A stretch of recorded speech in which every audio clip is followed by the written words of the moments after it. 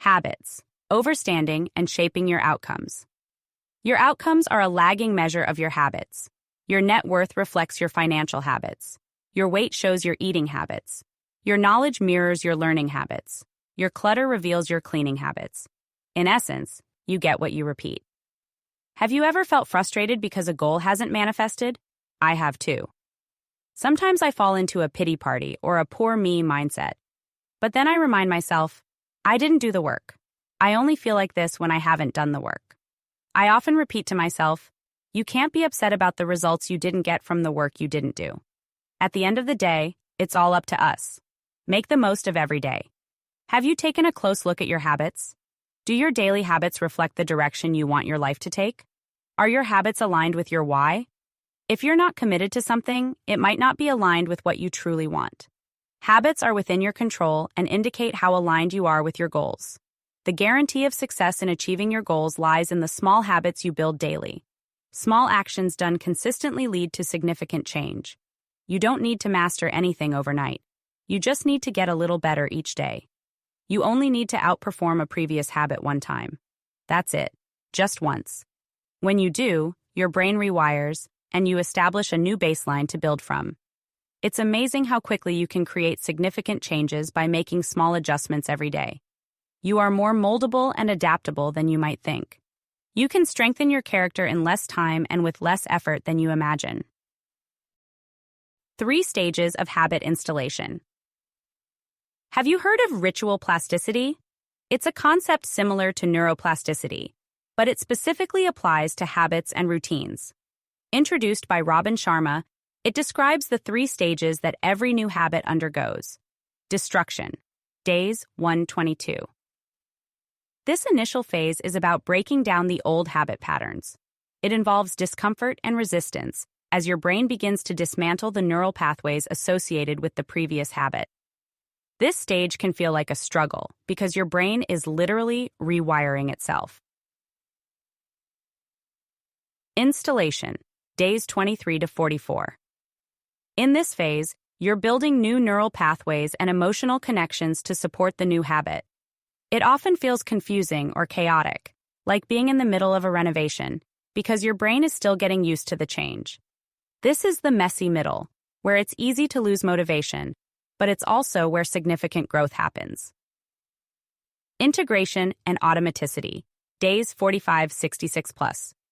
Finally, after around 66 days, the new habit starts becoming more automatic. You're no longer using as much willpower to maintain it because it has begun to settle into your routine.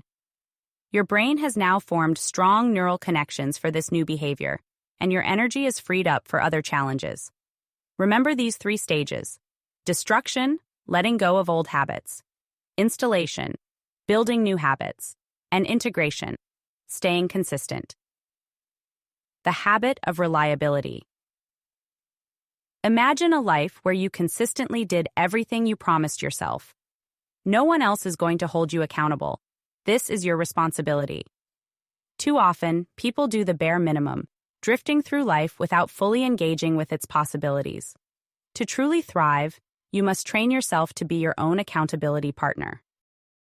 How do you teach yourself to be reliable? It's simple. Do what you say you will do. This is the big secret.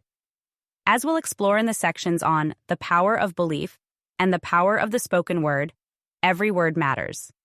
You create what you speak. If you say you will do something and then don't, you are training your brain to believe that you are unreliable. When you tell yourself you'll wake up at 6 a.m. to do yoga and then decide not to, you're teaching yourself that you can't be trusted. Each time you don't follow through, you erode your self-confidence and self-worth. Even small actions, like not making your bed, add up, creating guilt and shame. You come to believe you are not worthy, and this belief lowers your vibration, holding you back. On the other hand, when you keep your word, you release dopamine, the reward hormone, which makes you feel good. You reinforce your reliability and avoid guilt and shame. As you start consistently doing what you say, your brain begins to support you, helping you tackle bigger challenges with confidence. The power of keeping your word. Keeping your word builds trust in both personal and professional relationships.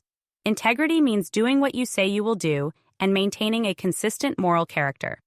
Following through shows that you value your promises, which builds self-respect and enhances self-esteem. When you constantly keep your word, you cultivate a reputation for reliability and trustworthiness, opening doors to new opportunities. Changing habits. Successfully. Pro tip: approach versus avoid. When it comes to changing habits, the key is to focus on what you want to approach rather than what you want to avoid. If you keep thinking about stopping smoking, you'll likely find yourself smoking more. If you try to avoid eating the cookie, you might end up eating everything in the fridge. Why? Because focusing on what you want to avoid only gives it more energy. The trick is to shift your focus entirely to something positive that you want to approach. It's not about choosing between this or that, because even thinking about the unwanted habit, like alcohol, ice cream, or your ex's name, continues to feed it energy. To effectively change a habit, you need to starve the unwanted thought of energy. How do you starve a thought? You stop feeding it. Thoughts consume energy, so if you cut off their supply, they wither away. Find something new, positive, and compelling to focus on instead. By redirecting your energy toward what you do want, the old habit loses its power over you. Level complete. You have just leveled up. Continue to the next lesson.